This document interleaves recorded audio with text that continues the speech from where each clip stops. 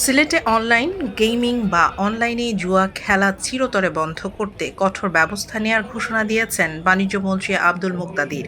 তিনি বলেছেন, সিলেট মেট্রোপলিটন পুলিশের সহযোগিতায় এসব অবৈধ কার্যক্রম বন্ধে কার্যকর পদক্ষেপ গ্রহণ করা হবে। শনিবার সিলেট মহানগরীর পাঠানটুলা সানরাইজ কমিউনিটি সেন্টারে সিলেট মেট্রোপলিটন পুলিশের উদ্যোগে আয়োজিত দোয়া ও ইফতার মাহফিলে প্রধান অতিথির বক্তব্যে তিনি একথা বলেন।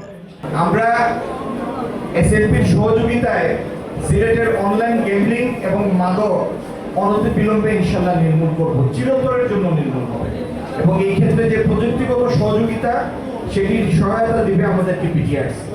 আমি আজকে এই দোয়া কবুলের সময়, ইফতারের আগে এই দোয়া কবুলের মকবুল সময়ে আপনাদের কাছে আমাদের আরাধ্য পরিকল্পিত উন্নয়নগুলি বাস্তবায়ন করার জন্য আপনাদের দোয়া চাই, সহযোগিতা চাই।